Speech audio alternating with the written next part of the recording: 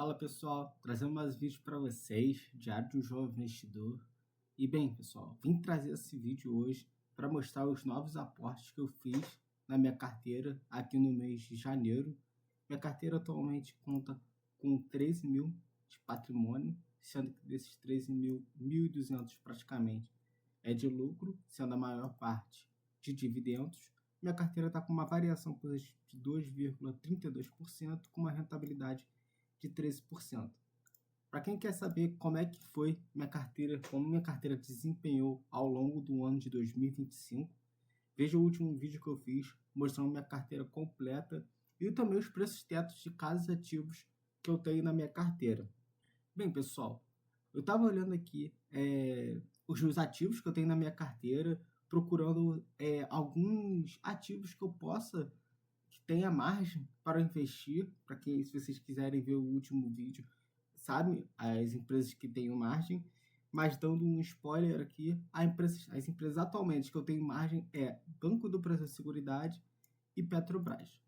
Só que Petrobras, nesse preço aqui, está muito próximo do meu preço teto, e Banco do Brasil Seguridade eu estou com uma concentração um pouco elevada. Poderia aportar sem problema nenhum, não vejo problema em aportar em Banco do Brasil Seguridade, mas com os novos dados da SUSEP que teve, Banco do Brasil Seguridade veio com um resultado bem abaixo. Eu estou esperando sair o resultado do último trimestre de 2025 e ver como o mercado vai se comportar, né?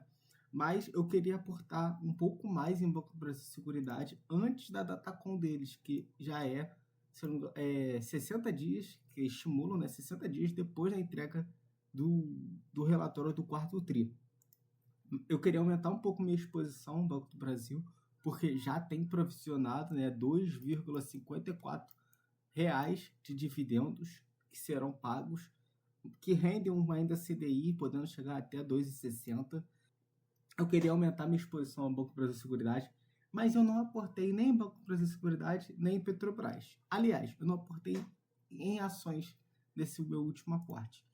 Eu vim olhando algumas oportunidades em fundos imobiliários, porque como eu vejo pouca margem em ações, eu queria aumentar um pouco minha exposição em fundos imobiliários para que esse meu dividendo que eu recebo mensalmente dos meus fundos consiga me gerar um fluxo de caixa bom para quando eu for aportar nas ações eu ter bastante dividendos com que fortaleça os meus aportes em ações. Olhando para os fundos imobiliários que eu tenho poucos fundos imobiliários que para mim estão em preços atrativos, né?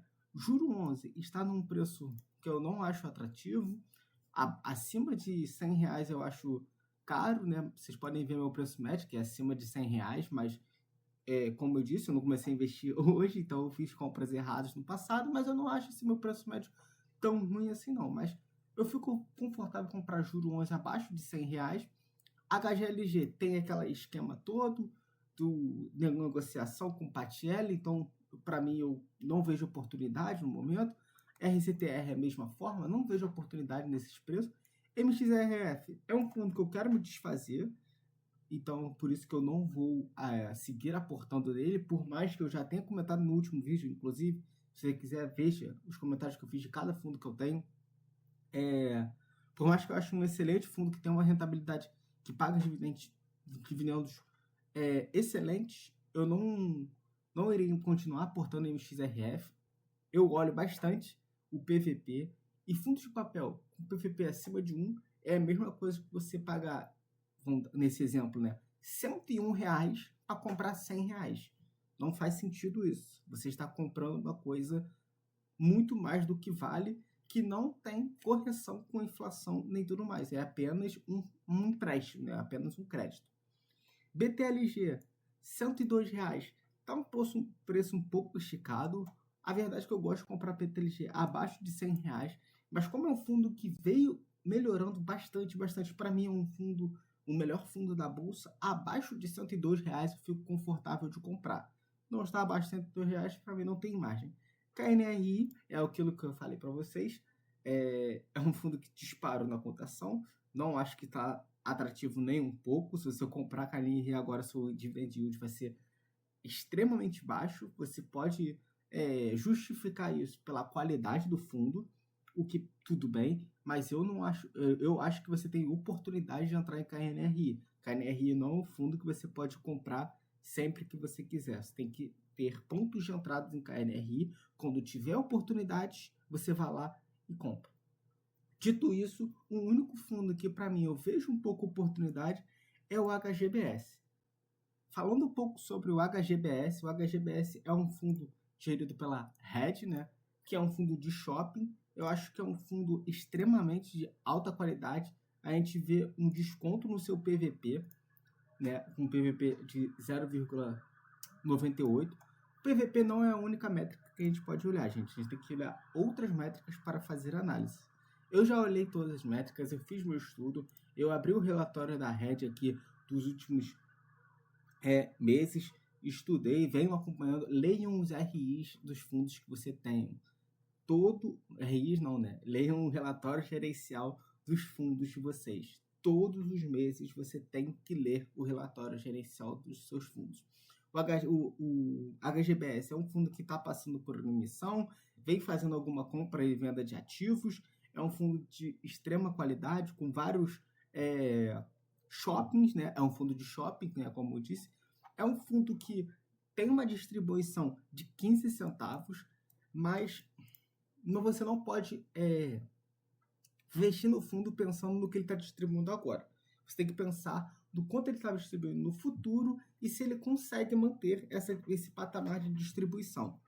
Eu acho que o HGBS, se ele conseguir manter o patamar de 0,15, está excelente. Mas eu vejo que uma diminuição, eu presumo uma diminuição para 0,14 centavos de dividendos que eles vão pagar mensalmente, porque é um fundo que está perdendo um pouco a receita, mas ainda não saíram os dados da Black Friday, que é quando os shoppings eles possuem o seu ganho absurdo, né? Tem um NOI absurdo, mas é um fundo que ele vem melhorando o NOI, vem melhorando a vendas por metro quadrado, que um crescimento de 8,4 centavos, um crescimento de 12,1 referente ao ano passado.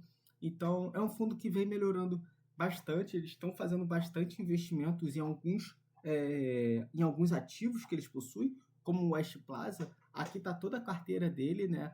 E a composição que eles têm de quais são os shoppings que eles estão alocados, né? Sendo o Jardim Sul a principal exposição, junto com o Shopping Penha. Eles vêm fazendo investimento bastante nesse Shopping West Plaza, que está dando retorno desses investimentos. Então, é um fundo que está focado bastante na região de São Paulo, mas possui shoppings em outras regiões, como Tocantins, Santa Catarina, Rio Grande do Sul e tudo mais.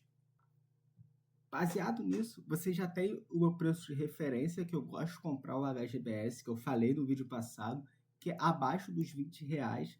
E hoje eu vi uma oportunidade de comprar, aumentar ainda o meu fluxo de caixa mensal, né?